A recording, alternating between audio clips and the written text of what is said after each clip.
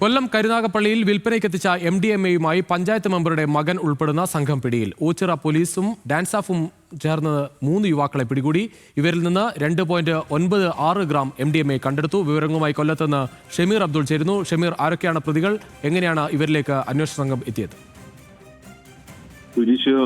തൊടിയൂർ പഞ്ചായത്ത് മെമ്പറുടെ മകനാണ് പിടിയിലായിരിക്കുന്നത്.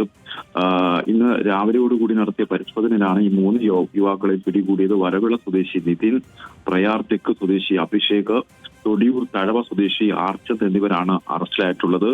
ഓച്ചിറ പോലീസും ഡാൻസ് സ്റ്റാഫിനും കിട്ടിയ രഹസ്യവിവരത്തിന്റെ അടിസ്ഥാനത്തിലായിരുന്നു ഈ പരിശോധന. ഇവരിൽ നിന്നും 2.96 ഗ്രാം MDMA ആണ് കണ്ടെടുത്തിരിക്കുന്നത്.